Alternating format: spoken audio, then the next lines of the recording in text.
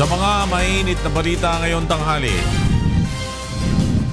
isa sa mga leader ng Maute Group na si Omar, posibleng patay na pero kapatid nitong si Abdullah at Abu Sayyaf, leader is Nilon Hapilon, buhay at nasa loob pa ng Marawi City ayon sa AFP.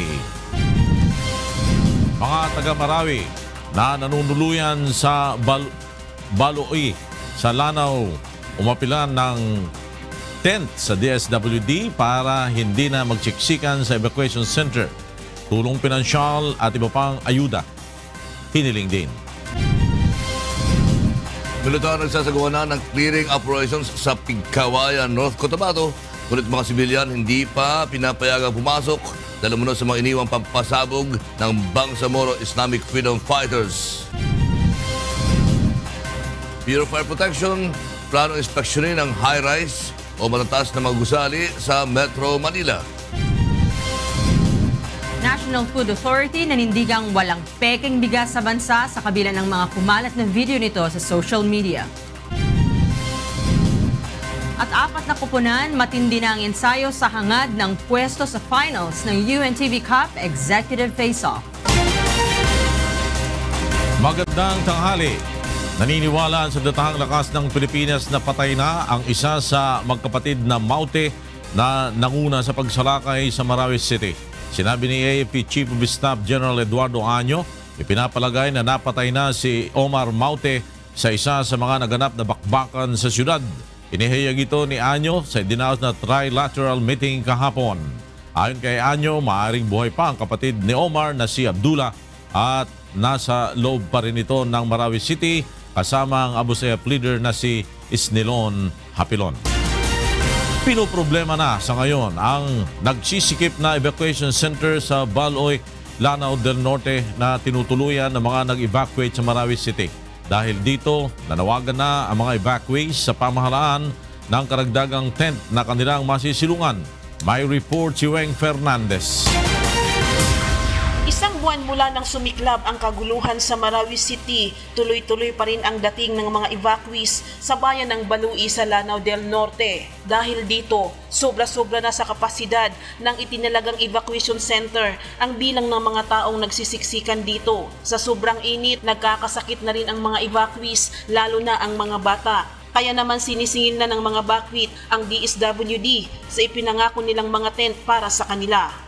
Sana na may tent kami na mapuntahan para kasi hindi makakaano yung mga sakit dito. About staff space, actually ma'am, sana po yung namin, yung proposal ng nanawagan po ako sa Central Office DSWD na sana na yung proposal nila na they will going to provide tents for these IDPs since this Gumampong evacuation center is the most congested among evacuation centers in Baloi, Lanao del Norte. Tulong pinansyal naman ang hiling ng ibang bakwit. Nandiyan na yung pagkain nila, yung daily needs nila nandyan. Pero minsan pagtanungin mo sila, kailangan nila ng pera. Yung pambili ng mga yung gusto nila. Oo. Kasi kumbaga nagsawa na sila sa mga canned goods. Kahit ngayon naglalakad ako dyan, maghihingi sa akin ng kahit 100 pesos lang. Humihingi naman ng tulong sa pamahalaan ang isang byuda para sa pagpapagamot ng kanyang anak na may cerebral palsy. Gusto ko lang sabihin sa kanya na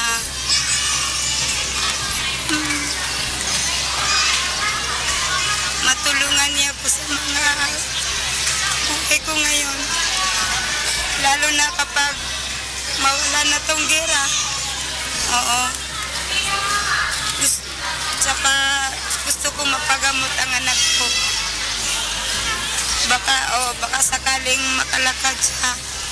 Subalit ang higit na hinihiling ng mga bakwit ay matapos na ang kaguluhan sa Marawi City upang makauwi na sila sa kanilang lugar at masimulan na ang pagbalik sa normal na pamumuhay. Weng Fernandez, UNTV News and Rescue, Iligan City. Samantala, maglalagay na ang Department of Social Welfare and Development o DSWD ng temporary shelter ng mga residente ng Marawi City na naapektuhan ng isang buwan ng bakbakan ng militar at Maute Group. May report si Rosalie Cos. Bagaman matatagalan pa bago matapos ang clearing operations ng pamahalaan sa Marawi City, inumpisahan na ng DSWD ang proseso sa pagbili ng nasa 69,000 family-sized tents para sa mga apektado ng Marawi crisis. Ayon kay Secretary Judy Tagiwalo, ito ay upang matugunan ang pangangailangan sa matutuluyan ng mga residenteng nasira ang bahay dahil sa bakbakan. We hope to provide individual tents per families. This can be immediately used rather than the emergency shelter assistance, no? Where you have to wait for the validation, etc. before you can have it. Mula nang sumiklab ang gulo sa Marawi City hanggang ngayon, nakapagkaloob na ng 294 million pesos na non-food at food items ang DSWD sa mga apektadong residente. Patuloy din ang pagkakaloob ng 1,000 pesos na cash assistance sa bawat pamilya. Bukod pa ito sa 4,000 pesos na tulong pinansyal at food pack. Nasa 662.5 million pesos naman ang pondong ibinigay ng Budget Department sa DSWD para sa immediate assistance sa mga internally displaced persons ng Marawi crisis. Samantala, ayon sa Malacanang, manggagaling sa Philippine Amusement and Gaming Corporation o PAGCOR ang pondo para sa Bangon Marawi o rehabilitasyon ng syudad. Una nang nabanggit ni Pangulong Rodrigo Duterte ang halagang 20 bilyong pisong pondong ilalaan ng pamahalaan para sa pagsasaayos ng Marawi City. Sec Job said that the first 10 billion would come from PAGCOR. We assume that the next 10 billion may also come from the same source. Rosa Licoz, UNTV News and Rescue, Malacanang. Nagbigay naman ng 15 araw na libreng mobile services ang isang telecom company para sa mga mamamayan na apektado ng kaguluhan sa Marawi City. May report si Grace Casin. Opisyal nang magagamit sa Marawi City ang libreng domestic call at text sa lahat ng prepaid user na tatagal ng 15 araw.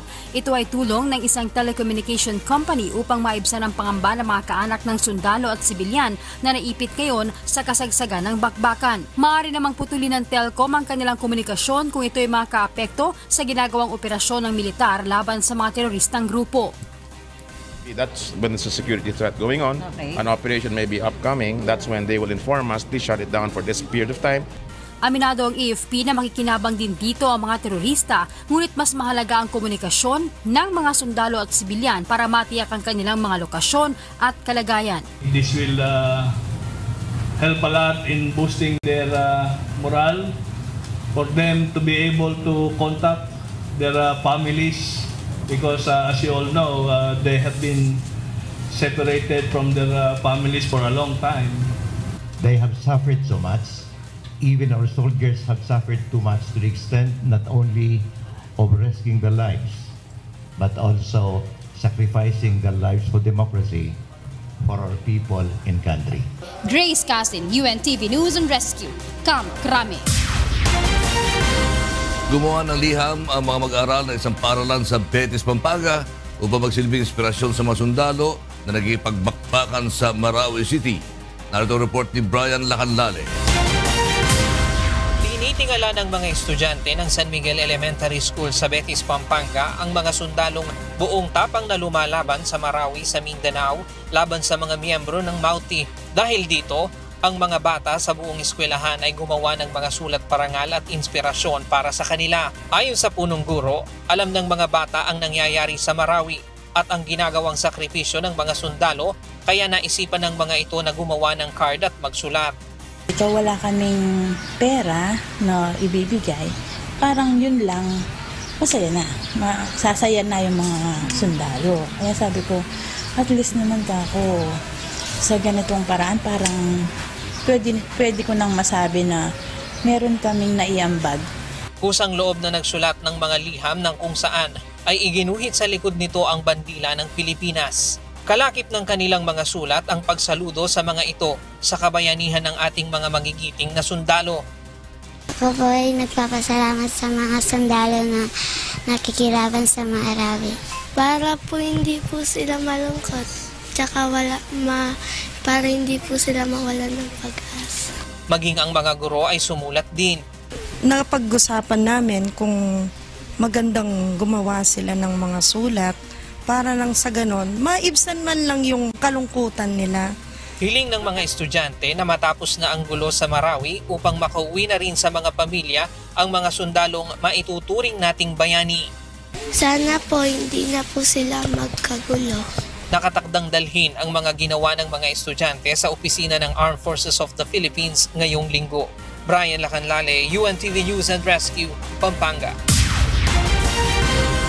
Bagamat kontrolado na ng AFP ang Pigkawayan sa North Cotabato, hindi pa rin pinapayagan na pumasok ang mga sibilyan sa dalawang barangay nito dahil sa itininim na improvised explosive device na mga sumalakay na Bangsamoro Islamic Freedom Fighters o BIFF. May report si Janice Inhente. Tuloy-tuloy ngayon ang ginagawang clearing operations ng militar sa bayan ng Pigkawayan, North Cotabato matapos salakayin ng grupong Bangsamoro Islamic Freedom Fighters noong Miyerkules. Sa ngayon, hindi pa pinapayagan ng mga otoridad na papasukin ang mga sibilyan sa barangay Malagakit hanggang Simsiman dahil may itinanim umanong IED sa lugar ang BIFF. Tuloy-tuloy po yung ating security operations na nandito at hindi lang itong Pigkawayan ang actually ang tinututukan natin, kundi yung buong area na ito rito, simula sa Midsayap at alam naman natin may mga boundaries ito. Mahigit 1,300 residente naman sa mga barangay ng Pigkawayan ang sa ngayon ay nasa Pigkawayan National High School na pansamantalang ginawang evacuation center. Pero ang natin concern natin ngayon yung welfare, safety ng mga residente dito, kaya tulungan natin sila din na makabalik dito sa kanilang mga bahay-bahay. Nilinaw naman ng mga otoridad na walang na-hostage sa nangyaring pag-atake ng BIFF sa lugar, kundi na trap lamang.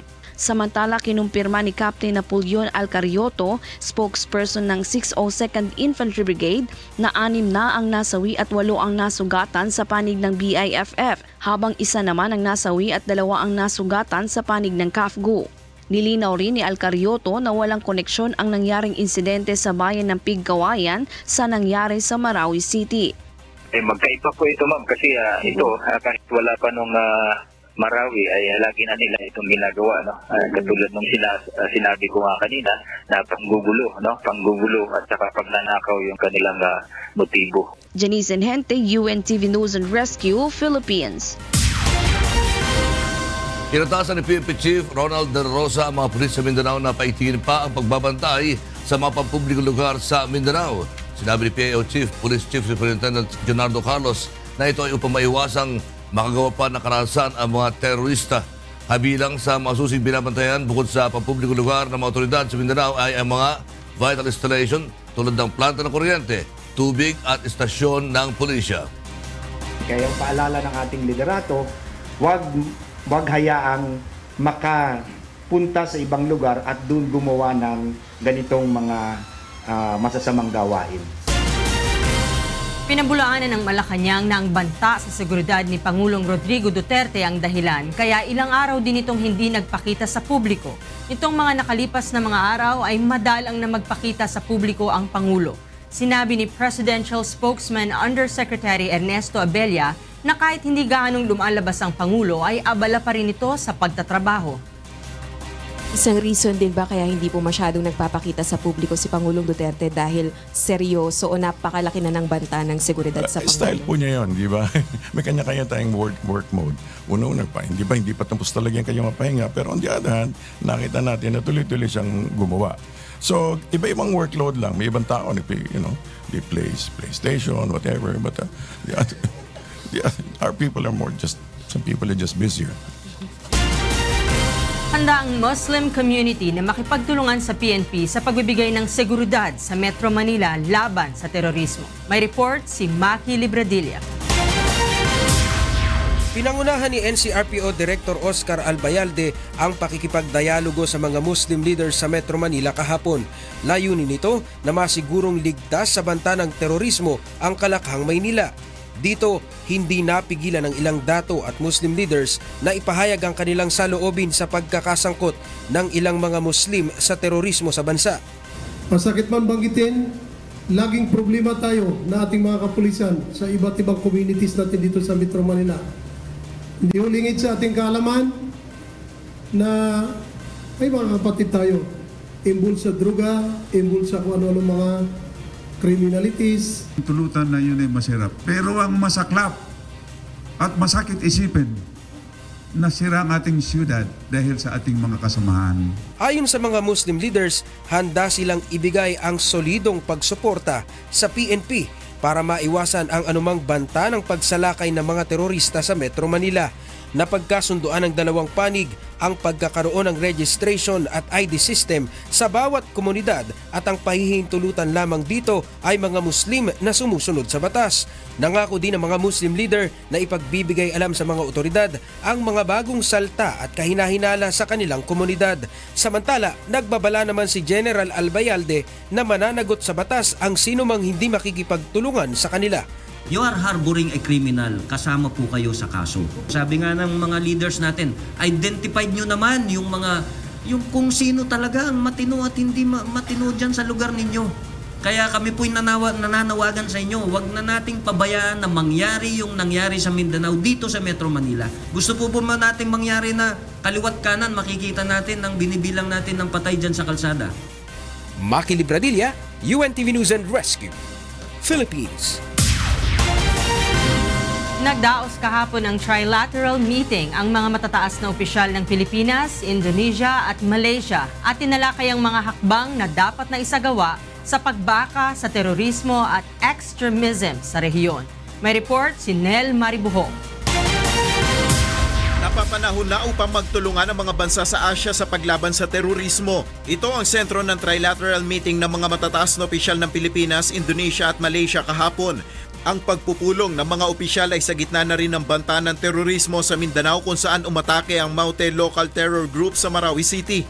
Ladies and gentlemen, no country is immune from threat of terrorism. This threat is beyond border. We need to find new approaches in an age where when always proving inadequate to the dangerous challenges that we face today. We are a world of nation states, but new conflicts and threats impairing our peace and security does not recognize borders. Some non-state actors, such as the so-called Islamic State, have shown that they possess the capacity to destroy the sovereign states. Sa joint statement ng tatlong bansa, ilang mga framework agreement na napagkasunduan. Kabilang dito ang pagpapalakas ng effort upang masolusyonan ang ugat ng extremism tulad ng kahirapan at illegal na droga. Gayon din ang pagtutulungan para sa intelligence at information sharing. Of course, we discuss the different nationalities involved, and we discuss also how to keep them out of Southeast Asia and how to keep them out of our countries, but also how to handle our own situations so that they will not cross borders. Kabilang sa mga dumalo sa trilateral meeting ang mga pinuno ng National Police, intelligence agencies, armed forces officials ng tatlong bansa at iba pang matataas na opisyal. Nel Maribuho, UNTV News and Rescue, Pasay City. Susunod, high-rise building sa Metro Manila, planong inspeksyonin ng BFP. Giniit na walang ibinibentang pekeng bigas sa bansa sa kabila ng mga viral videos nito sa social media. At National Privacy Commission naniniwalang kaso ng internal breach ang naranasang aberya sa sistema ng BPI. Isa sa ilalim ng Bureau of Fire Protection sa inspection ang lahat ng high-rise building sa Metro Manila. Nasa telepono si Maki Libradilla, kaugnay ng balitang yan. Maki? Yes, Floor, inatasan ng Department of the Interior and Local Government ang Bureau of Fire Protection na isailalim sa mahigpit na pag-iinspeksyon ang nasa 1,700 high-rise establishments sa buong Metro Manila. Bunso dito ng naganap na Grenfell Tower Fire sa London kung saan higit 70 ang nasawi. Ayon kay NCR-BFP Director Wilberto Quancio, inatasan na niya ang mga sangay ng BFP sa mga distrito at nakipag-ugnayan na rin sa local governments para sa isasagawang inspeksyon. kabilang sa mga inspeksyonin ang mga government-owned buildings at PESA high-rise establishments. Titingnan ng BFP kung nakasusunod ba ang mga establishmento sa fire safety and emergency standards. Dapat din anyang may sariling fire brigade team ang mga establishmento na na-train ng BFP. Bibigyan ng notice to comply ang makikitaan ng mga kakulangan sa standards. Kung hindi naman susunod ay maaari nilang patigilin ang operasyon nito o di kaya bigyan ng closure order at patawan ng kaukulang multa. Sa ngayon, higit 60 na pong establishmento na ang nabigyan ng closure order matapos bumagsak sa safety standards. Paliwanag ni Quan Chu, pag nagkataon, mahihirapan silang apulahin ang sunog na gaya ng sa London dahil sa kakulangan ng high-end equipments. May budget naman anya na 3 bilyon ng BFP taon-taon, subalit hindi rin nila nabibili ang mga kailangang kagamitan dahil sa tagal ng proseso ng procurement ng gobyerno. Dagdag pa nito, sa NCR pa lang kulang din ang 6,000 mga bumbero. Aminado ang BFP na hindi pa sila handa kung sakaling magkaroon ng tulad ng Grenfell Fire sa Metro Manila. Kaya pakiusap ng ahensya sa pamahalaan na isama sa prioridad ng gobyerno ang pangangailangan ng BFP para sa kahandaan sa mga posibleng malalaking emergency situation. Yan mo ng latest. Balik sa iyo, Flor. Maki Libradilla nagulat mula sa Quezon City. Nilagdaan na ng Pilipinas at China ang kasunduan sa 2 bridge projects sa Metro Manila. Sinabi ni Presidential Spokesman Ernesto Abella na itatayo ang 2 tulay sa ilalim ng financial grant mula sa China. Ang mga tulay na itatayo ay ang Binondo Intramuros Bridge sa Maynila at Estrella Pantaleon Bridge sa Mandaluyong, Makati. Department of Public Works and Highways, together with the Embassy of China in the Philippines, signed yesterday, June 21, the minutes of discussion covering a full financial grant for the design and construction of 2 bridges, Binondo Intramuros and Estrella Pantaleon bridges in Manila and Makati, Mandaluyong.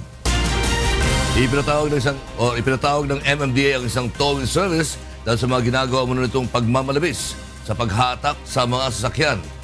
Makakausap natin sa telepono si Joan Nano para sa detalye ng balita. Yes, Joan. Yes, Lakay, dahil nga sa ilang sumbong ng umano'y pananamantala, itinatawag ngayong umaga ng PH Chairman Danilo Lim ang mga may-ari ng mga accredited towing services ng MMDA upang linawin nga ang mga naturang issue. Ayon kay Chairman Lim, ilan sa mga sumbong na natanggap ng kanyang opisina ang umano'y irregularidad na pagtotoo ng mga sasakyan kung saan sinisingil ang mga driver sa kabila ng wala namang violation. May ilan rin aniyang report na sapilitang inaagaw ng mga towing personnel ang manibela mula sa driver upang sapilitang hatakin ang kanilang mga sasakyan. Habang ang iba naman aniya sa halip na kadena ay gumagamit nga ng tali sa paghahatak ng mga sasakyan at may ilang towing trucks din umano ang nag-ooperate ng walang plaka. Dahil nga dito plano ng MMDA na maglabas ng bagong implementing rules and regulations kaugnay sa sistema ng towing services upang gawing professional at maialis nga ang issue ng korupsyon at pananamantala sa hanay ng mga ito. Babala pa ni Chairman Lim ang sinumang towing company na hindi susunod sa kanilang patutan ay posibleng ma-blacklist o matanggalan ng accreditation at hindi napapayagan pang makapag-operate. Giit ni Chairman Lim sa mga may-ari ng towing companies, serbisyo at hindi negosyo ang kanilang dapat na maging pakay sa ating mga kababayan. Posible namang ilabas ng MMDA ang bagong IRR sa loob ng susunod na mga linggo. Lakay? Maraming salamat, Joan Nano. Nag-uulat mula sa Makati City. Inumpisahan na ng mga opisyal ng barangay Balingasa sa Quezon City ang regular na pagronda sa Balintawak Market kaninang umaga. Kaugnay ito na mahigpit na pagbabawal sa mga nagtitinda sa bangketa na makakasagapal sa mga mamimili. Kaya din ang mga tricycle at kuliglig na nakaparada sa gilid ng EDSA. Layunin nito na mapaluwag ang daloy ng mga sasakyan sa EDSA Balintawak kung saan madalas ay nasasakop na ng mga nakaparadang sasakyan at nagtitinda ang 4 sa 6 na lane ng karsada. Makatutulong ng malaki ang pag-regulate sa paggamit ng paputok sa kampanya ng Health at Environment and Natural Resources Department laban sa polusyon. May report si Ray Pelayo. Sa darating na pagpapalit ng taon, masusubukan kung gaano kalaki ang mababawas sa polusyon ng hangin sa ipatutupad na Executive Order No. 28 na naglilimita sa paggamit ng paputok. Pero ngayon pa lang ay naniniwala na ang DOH at DENR na malaking ginhawa na rin ito sa publiko, lalo na sa mga may sakit sa paghinga. Kung mababawasan ang nagpapaputok, gumagamit ng fireworks during New Year's, mababawasan po yung pollution natin. Sa pagpasok ng 2017 ay nangalahati ang nasukat ng DENR na usok o polusyong dulot ng paputok dahil sa ulan. Kapag oras ng pagpapaputok sa pagpasok ng bagong taon ay 5 beses ang dami ng polusyon kumpara sa normal na araw. On the firecrackers, yes.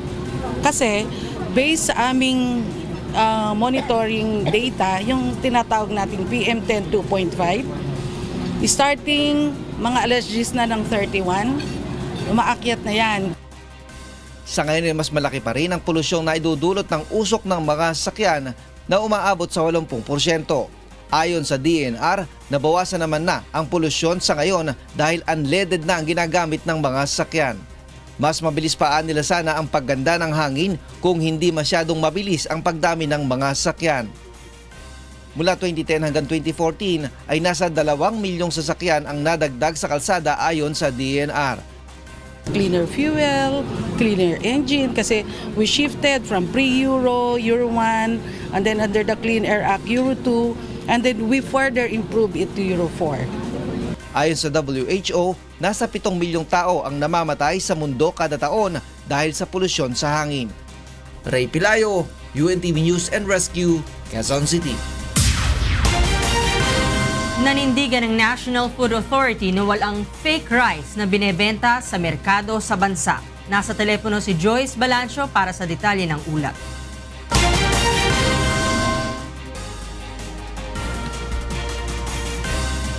Yes, Joyce?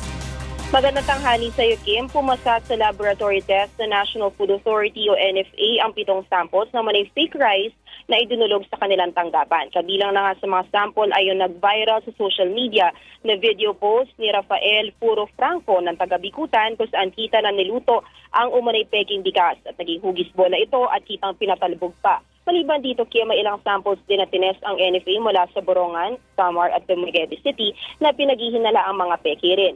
Sumailalim ang mga ito sa microscopic analysis, starch analysis at sensory evaluation upang makita kung meron itong harmful chemicals katulad ng ginagamit sa paggawa ng plastic.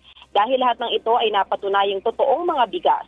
Sa kasalukuyan nanindigan ng NFA na wala pang peking rice or fake rice na binibenta sa merkado sa bansa. Ayon naman sa grupong Grains Retailers Confederation of the Philippines o GRECON, ang pagpapalaganap ng balita tungkol sa peking bigas ay isang modus operandi lamang laban sa kanilang retailers.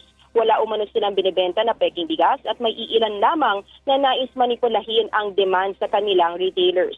Nanawagan naman sila na bumuo ang pamahalaan ng Rice Watch Committee upang mapanagot ang mga nagpapalaganap ng maling balita tungkol sa umunay peking bigas sa bansa. Hinikayat naman ng NFA ang publiko na mas maging mapanuri at huwag agad maniwala sa mga maling balita na umiikot sa social media na mayroong fake rice. Kung sakali mang may mabili sila sa merkado na pinaghihinalaan nilang peke, suriin muna ang itsura nito, amuyin at pinakamainam na magdala ng sample sa NFA laboratory para makumpirma kung peke nga ba ito. Kim? Maraming salamat, Joyce Balancio, nag-uulat mula sa Quezon City. Regular na mag-iinspeksyon ng Department of Trade and Industry sa iba't ibang business establishment sa bansa upang i-monitor kung sumusunod sa itinakdang presyo ang mga nagtitinda. Narito ang report ni Joan Nano. Sisimula na ng DTI ang paglilibot sa iba't ibang mga business establishment sa buong bansa. Layo nito na masiguro at maipaalam sa mga negosyante ang tamang paraan at makatwirang pagbebenta ng mga produkto sa mga consumer alinsunod sa mga umiiral na batas. Kabilang dito ang Product Standards Law kung saan ang mga produkto gaya ng home appliances, building at construction materials, chemical at consumer products ay kinakailangan dumaan at makapasa sa itinakdang Product Standard Certification Scheme. Product standard marking ang dapat na nakalagay kung locally made ang isang produkto, habang import commodity clearance o ICC sticker naman kung imported. Ina-assure ito na siya ay safe siya and at the same time, in terms of quality, maganda yung kalidad ng produkto. Kahapon nag-inspeksyon ng DTI sa 3 malalaking hardware store sa Mandaluyong City. Isa sa mga ito ang natuklasang nagbebenta ng mga switch ng ilaw na walang PS marking. Agad na kinumpiska ng grupo ang mga ito at inisyuhan ng establishmento ng notice of violation. ipapatawag ng DTI ang may-ari ng hardware store upang pagpaliwanagin. Subalit kung mapatunayan na may paglabag, ay pagmumultahin ito ng hindi bababa sa 17,500 pesos. Patagal na po yung stock na yan na galing po sa kabilang kanto na nagsara. Tapos po yun, napunta po sa amin. Siguro mga 80s pa po yan. Eh yan naman ho, ilang piraso lang ho yun. Paalala ng ahensya sa mga consumer, sakali mang makabili sila ng mga ganitong produkto, maaari itong ibalik o papalitan. Kapag tinanggihan, maaaring makipag-ugnayan ng consumer sa DTI. Joanna Nano, UNTV News and Rescue, Mandaluyong City. Nagpresenta ng mga testigo mula sa Department of Budget and Management o DBM ang prosekusyon sa unang araw ng paglilitis kahapon sa kasong plunder ni dating Senador Bong Revilla Jr. May report si Mon Hocson. Sumalang sa witness stand ang tatlong opisyal mula sa Department of Budget and Management, Department of Agriculture at Bureau of Treasury sa unang araw ng paglilitis sa kasong plunder ni dating Senador Bong Revilla Jr. Kinumpirma ng tatlong testigo ang mga dokumentong ipinakita sa kanila ng prosekusyon. Kabilang na dito ang Special Allotment Release Order o SARO ni Revilla. Subalit sa cross-examination ng depensa, pinatunayan ng kampo ni Revilla na wala itong natanggap na pera mula sa PDAF. It's up to them to prove that indeed there was something that was received. And as of now, of course, there have only 3 witnesses thus far. There is nothing to show that the good senator received anything from the government.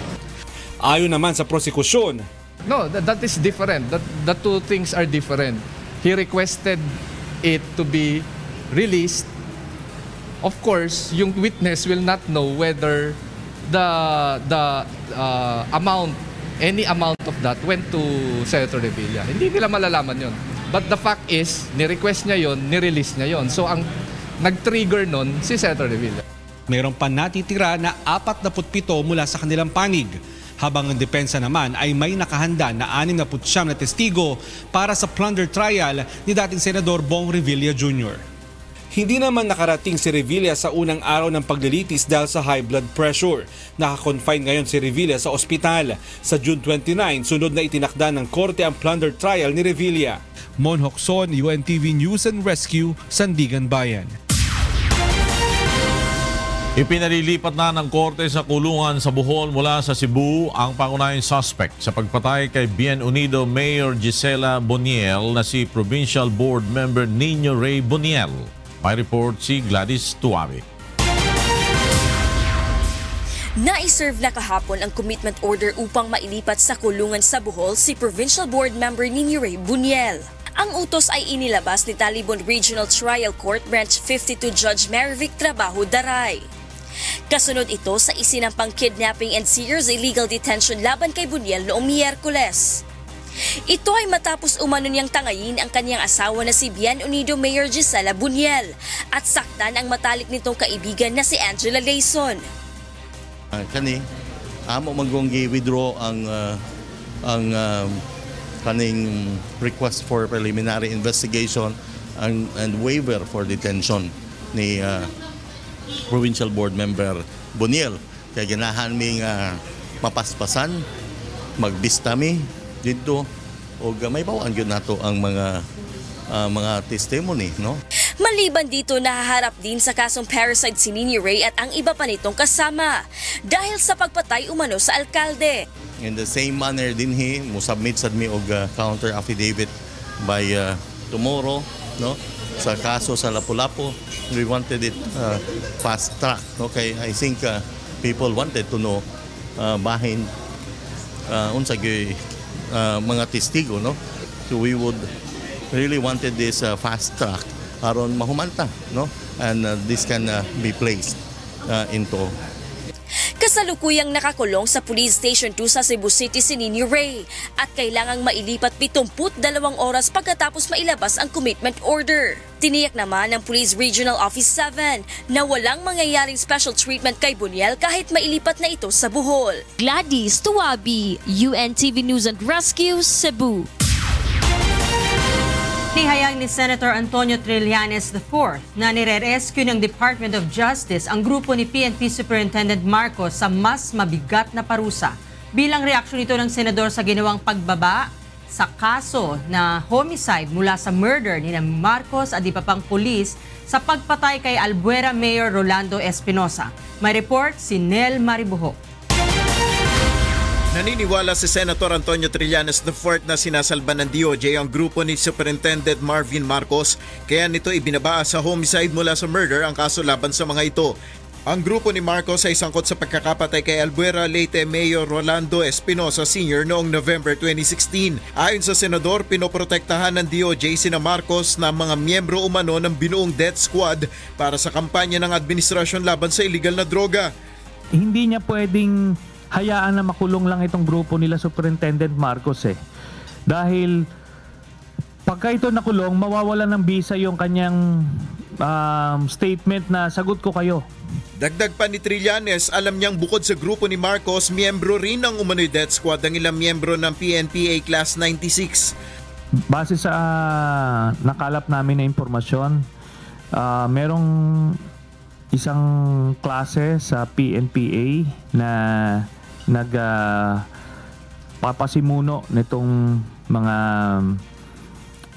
aktibidades na ito. Aminado naman ang senador na wala pa siyang matibay na basihan sa alegasyon. Sa kabila nito, umaasa siyang magsasalita rin ng mga sangkot na pulis laban kay Pangulong Rodrigo Duterte. Sagot naman ng Malacanang sa alegasyon ng senador. With the interview that he did with BBC, when he said that the senator seemed to be out of tune and not reflective of the times. He seems to be really given to these huge fantasies. Nel Maribuho, UNTV News and Rescue, Pasay City. Naniniwala ang National Privacy Commission na internal breach at hindi hacking ang nangyaring aberya sa sistema ng BPI noong June 6. May report si Joyce Balancio. Iniimbestigahan na ng National Privacy Commission o NPC ang naging systems glitch ng BPI noong June 6 na nakaapekto sa mahigit 1 milyon nilang kliyente. Hindi sang-ayon kasi ang NPC sa pahayag na naturang bangko na wala nangyaring data breach dahil hindi umano na-hack ang kanilang sistema. Sa pagdinig ng Kamara kahapon, sinabi ng NPC na nakompromiso ang availability at confidentiality ng bank information ng mga kliyente. When you say that a certain data processing system like the ATM system or an electronic banking channel system becomes unavailable to an individual or there are unauthorized changes such as the mispostings, then definitely this is a breach. Bagamat naayos na ng BPI ang mga problema, inamin ng presidente nito na malaking halaga rin ang naaksidenteng na-withdraw sa mga account na kanilang kliyente. Ngunit karamihan anya sa halagang ito ay naibalik na. Mistakenly withdrawn from BPI totaled 46 million pesos. There were mispostings, and because there were mispostings, there was an amount that in some cases were mistakenly withdrawn. Sa kabila ng insidente, muli naman tiniyak ng BPI na ligtas ang ginagamit nilang sistema. Magkakataon rin po talaga na meron magkakamali. Combination of process, technology, and people. Normally, people magkakamali po. Ang importante, meron kang safeguard sa system mo na pwede mo i-recover.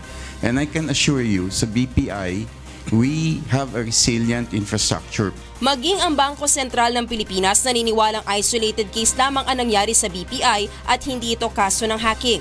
Samantala, nagsasagawa na rin ang BSP at NPC ng magkahiwalay na investigasyon. Patuloy din ang ginagawang compliance check ng NPC kung nasunod ng BPI ang privacy protocols. Samantala, pinag-aaralan naman ng BDO Unibank ang pagsasamoderno ng kanilang ATM cards upang maiwasan ang skimming, katulad na nangyari sa 7 nilang machines kamakailan lang. The industry with the help of the BSP is taking the next step, next precautionary measure, yung po tinatawag na EMV. Ito po kasi yung nababasa. Yung EMV, lalagyan na nito, which is more difficult to read at saka meron po mga security measure yan. Nire-rekomenda naman ng Information and Communications Technology Department na magdagdag na ang mga bangko ng security features sa ATM tulad ng fingerprint technology at heat signatures. Joyce Balancio, UNTV News and Rescue, House of Representatives. Ipinapa-blacklist ng grupong Philippine Computer Society and Reform Coalition ang Smartmatic sa paglahok sa mga susunod na halalan sa bansa dahil sa questionable nitong automated election system sa nakaraang halalan. May report si Aiko Miguel. We want to blacklist, let's say, Smartmatic from participating. But remember that Comelec already has bought several machines. So we're not saying wag na ninyong gamitin. Gamitin ninyo pero sumunod kayo sa batas. Nanawagan ang election watchdog sa Comelec na wag nang payagang makibahagi pa sa darating na eleksyon sa Pilipinas ang Smartmatic. Giit ng grupo, hindi nagkaroon ng tamang source code review ang mga makinang ginamit sa nakalipas na halalan. The Q server, the transparency server, and the central server are also malinis. No one can answer that, even Comelec. Can you give me an assurance, a guarantee that all these 4 servers are clean?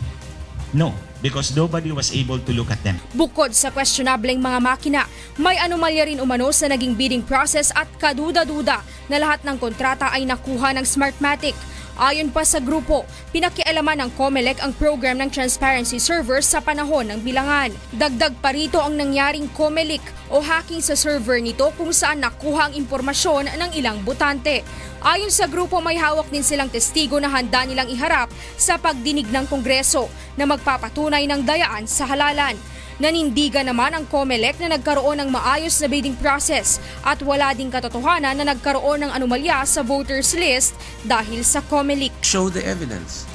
Prove your case. And that is going to be done not in a press con but in the court. If he has witnesses, show the witnesses. Bring them to the proper forum. Aiko Miguel, UNTV News and Rescue, Manila. Pinasabugan ng mga hindi pa nakikilalang suspect ang isang police station sa Malate, Maynila kaninang madaling araw. May report si Victor Cosare. Pinulabog ang mga residente ng Barangay 753 dahil sa malakas na pagsabog na narinig ng mga ito pasado alas 3 kaninang madaling araw. Ayon sa ilang nakasaksi, naganap ang pagsabog sa tapat ng Arellano Police Community Precinct.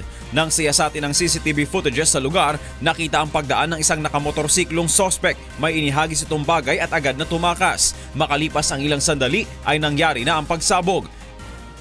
Isang SUV na nakapark sa harap ng police station na pagmamay-ari ni PCP Commander Police Chief Inspector Paulito Sabulao ang napinsala sa insidente. Ayon sa mga residente, matapos ang pagsabog ay nakarinig pa sila ng 3 putok ng baril. Wala namang naiulat na nasugatan o nasawi sa pagsabog. Tumanggi namang magbigay ng pahayag ang mga opisyal ng PCP habang patuloy na iniimbestigahan ang insidente.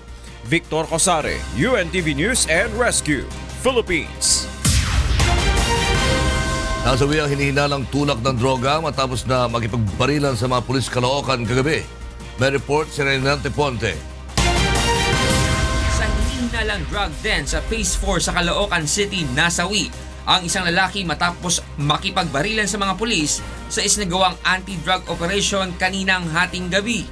Sa ulat ng Caloocan Police, ilang residente sa lugar ang nagsumbong na mayroong ginagawang pot session at bentahan ng iligal na droga sa isang bahay. Agad na nagsagawa ng operation ang mga pulis, ngunit pagdating ng mga ito sa lugar ay nagtangkang tumakas ang 5 sospek at nanlaban pa umano ang mga ito sa mga pulis.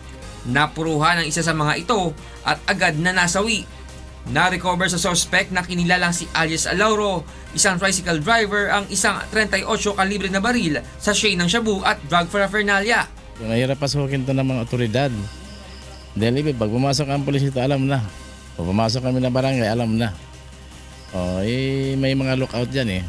Tuloy-tuloy pa naman ang operasyon ng mga pulis at barangay officials kontra iligal na droga para masugpo ang mga drug pusher at addict sa kanilang barangay.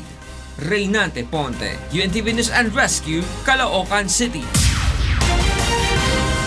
Samantala, alamin natin ang mga balita mula sa iba't ibang panig ng Pilipinas. Ihatid na ating kasambahay na si Frima Salonga Gloria. May paugto, Frima.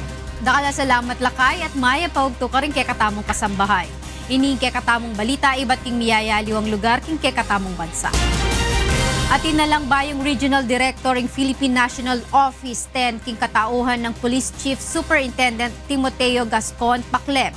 Agpang kang PNP Chief Police Director General Ronald De La Rosa, ipaklebing may piling palit kang outgoing Regional Director Police Chief Superintendent Agripino Javier, uling dati ya ini PNP Intelligence Group Director king Krame. King gewarang turnover of command king Cagayan de Oro City Napon, sinabi na ning PNP Chief Amaragulye nga saup ning kebaluan ng ning incoming Regional Director king pamanarap king problema king terorismo, illegal na droga, ampong pati king pamakisabi kareng New People's Army. He is the director of intelligence group. Alam natin yung Piero 11 at Piero 10 facing so many Christian ones. Yun ang pupuntahan nila in order to create havoc. And alam nila na ito yung mga Christian-dominated area where they considered mga infidels. Samantala, salamatan naman ng PNP Chief outgoing Director Javier uli na ning maragula kontribusyon na nini bilang PNP Region 10 Director. Makatalagayang magretiro i Javier ngening banwa kay bat ng minabot king mandatory age of retirement of 56. 57 drug surrenderers ing mayari king community-based rehabilitation program king Tanay Rizal. Pilan kareni reng indigenous people king lugar. Makakayabi king programa ing 3 bulang physical, spiritual development program and livelihood seminars. Ang ginagawa po ng pamahalaang nasyonal hand-in-hand with the local government units ay mag-come up ng isang balanced, multifaceted at comprehensive na approach towards drug abuse prevention and control. Inamuyot naman ning punong balen ning Tanay deng dating drug surrenderer Aalitinuloy, apasibayo lang dumalan lalam ning drug rehabilitation program ning balen. Samantala, burina ning meto nga grupo king Zamboanga ay ipaalala king publiko ing batas sa magbawal kanino man akutsaan o layitan daing taong ating kapansanan. Ining report ng Dante Amento. Yakri Akunal Republic Act 9442 o Magna Carta for Disabled Persons para protehe kung mga persons with disability desde na public ridicule. Pero aminado el PWD Federation na Zamboanga Peninsula que mucho el hindi sabe con el ley primeramente el mga jubines. Mucho sigon ellos ya recibi reklamo del yaman buli con mga PWD na otro lugar. Bajo del ley, estricto ta prohibi con el verbal, non-verbal que acto de ridículo o insulto con el mga persons with disability. El justificado ya viola tiene castigo hasta 6 años de calabozo y multa hasta 200,000 pesos.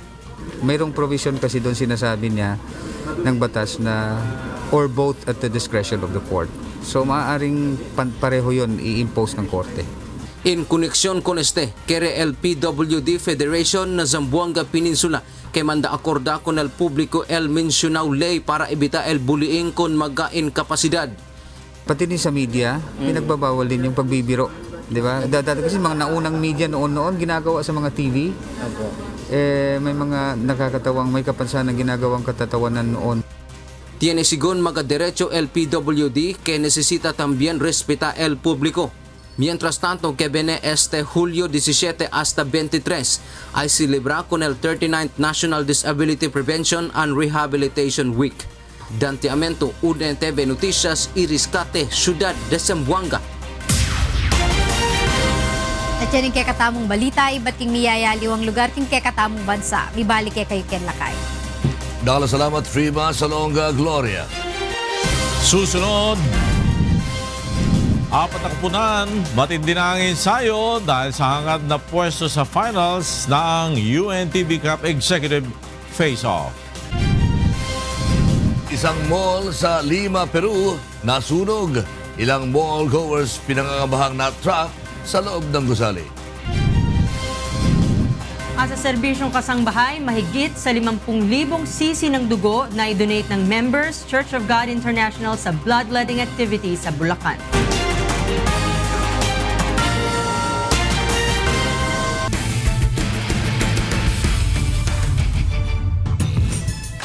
Dalawang kapanapanabik na pares ng sagupaan na mga kupunang naghahangad na makapasok sa finals ng UNTV Cup Executive Face-Off ang idara sa Pasig Sports Complex sa darating na linggo.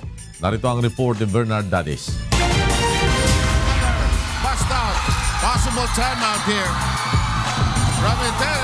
Mas matinding pag-ensayo ang inihahanda ng off-season Clash of 3 champion Judiciary Magis upang maipersa ang rubber match kontra AFP Cavaliers sa semifinals ng UNTV Cup off-season executive face-off sa Linggo, alas 5 ng hapon sa Pasig City Sports Center. Hawak ng AFP Cavaliers ang twice-to-beat advantage sa playoffs matapos na talunin sa elimination round noong nakarang linggo ang PNP sa score ng 94-86. Unang nagtuos ang AFP at Judiciary noong June 11 kung saan dinaan sa bilis at mas matinding resistensya ng mga sundalo ang sagupaan upang payukrin ng Magis sa score ng 82-68. Bagamat tila tago-puwar lamang ang palitan ng score sa una hanggang ikatlong quarter, nanaig ang diskarte ng mga sundalo ng i-full court defense ang mga mahistrado at ipersa ang 14 na puntos na abante sa pagtatapos ng ball game. Kaya naman sa muli nilang pagkukrus ng landas ngayong semifinals, mas paghahandaan ng Judiciary ang AFP. Practice siguro, hard practice kami para manalo kami ng isa pa. Sisikapin natin na manalo, no? Para makalaro tayo sa finals. Ang Cavaliers naman, mas patitindihin pa ang pressure na ibibigay sa Magis. Yung dating namin, ginawa namin game plan, siguro ganun pa rin. Medyo dadagdag na lang kami. Siyempre, last 2 games na yan, finals na yan. Ibigay na lang namin lahat. Sakaling manalo na ang AFP ay aakyat ang koponan sa finals kontra sa magwawagi sa laban ng PNP at DOJ sa first game alas 3 ng hapon. Ang tatanghaling kampyon ay magkakamit ng 1 million pesos na cash prize na itutulong nila sa napiling beneficiary. Bernard Dadis, UNTV News and Rescue, Philippines.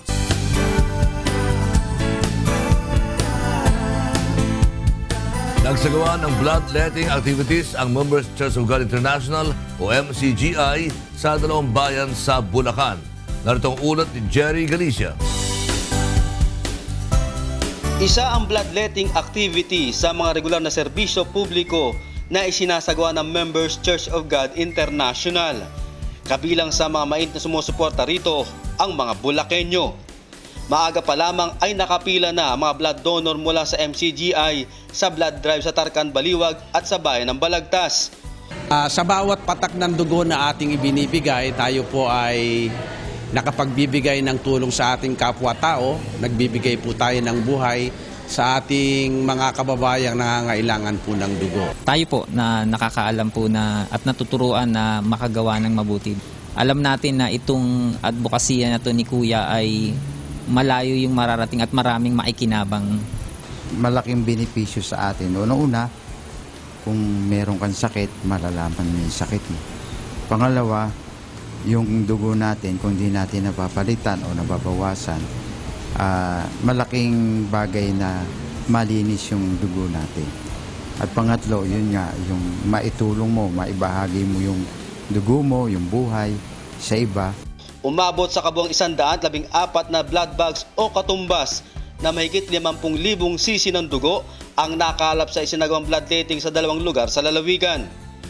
Ang mga nakalap na dugo mula sa Tarcan, Baliwag ay dinonate sa Philippine Blood Center.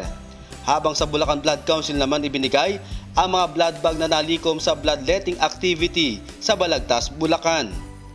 9 years na pong kapartner namin ng ADD Bulacan sa Voluntary Blood Donation Program ng Bulacan.